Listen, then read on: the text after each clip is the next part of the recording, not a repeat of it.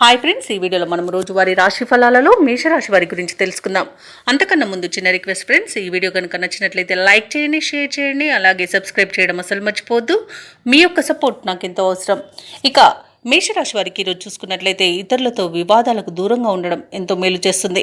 జీవిత భాగస్వామితో అకారణంగా మాట పట్టింపులు కలిగే అవకాశం కనిపిస్తున్నందున కాస్త ప్రశాంతంగా ఉండడానికి ప్రయత్నించండి. వృత్తి వ్యాపారాలలో ఎవరైతే ఉన్నారో వారి యొక్క భాగస్తుల ప్రవర్తన చికాకు పరుస్తుంది.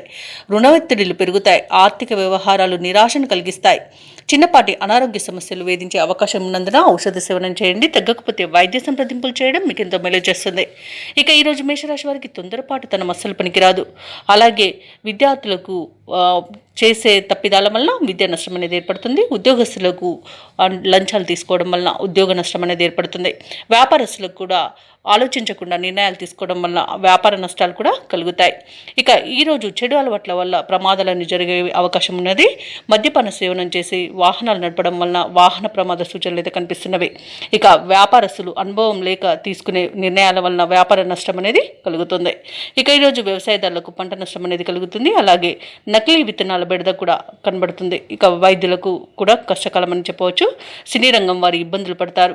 కాంట్రాక్టర్లు వచ్చిన కాంట్రాక్టులను చేజార్చుకుంటారు. ఇక ఈరోజు ఆస్తి నష్టం కలుగుతుంది. అలాగే కోర్టు వ్యవహారాల్లో కూడా మీకు అనుకూలమైన తీర్పు లభించకపోవచ్చు. ఇక అనేక రకాలుగా చికాకులు అనేవి ఏర్పడతాయి. అలాగే ప్రేమికులు విడిపోయే అవకాశం కూడా ఉంది. భార్యాభర్తల మధ్య వివాదాలు మరింత జటిలమవుతాయి. ఎవరైతే దూర ప్రయాణాలు చేస్తున్నారో ఆ ప్రయాణాలలో వాహన ప్రమాద సూచనలు ఉన్నవి కాబట్టి వాయిదా వేసుకోండి, లేదా తగిన జాగ్రత్తలు తీసుకోవడం అనేది చెప్పుకోదగ్గ సూచన. అలాగే మేషరాశి వారికి రోజు రాబడి విషయంలో అసంతృప్తి అనేది ఉంటుంది. ఆకస్మిక ప్రయాణాలు చేస్తారు. దేవాలయాలను సందర్శిస్తారు. దేవాలయాలను సందర్శించినప్పుడు మీరు ముఖ్యంగా గుర్తుంచుకోవాల్సింది మీ ఇష్టదైవం యొక్క ఆరాధన అనేది మీకు మంచి చేస్తుంది కాబట్టి తప్పకుండా ఆ దిశగా ప్రయత్నించండి. ఇక ఈరోజు వ్యాపార వాణిజ్యవేత్తలు ఎవరైతే ఉన్నారో వారు అనుకున్న లాభాలను పొందలేకపోతారు. ప్రభుత్వ ఉద్యోగస్తులు ఎవరైతే ఉన్నారో వారికి మరింత పని ఒత్తిడి అనేది మీద పడవచ్చు. క్రీడాకారులకు, చిత్ర పరిశ్రమ వారికి విదేశీ పర్యటనలు రద్దు చేసుకోవాల్సి వస్తుంది. ఇక విద్యార్థులు మరింత కృషి చేస్తే కానీ ఫలితం కనిపించని రోజుగా చెప్పవచ్చు.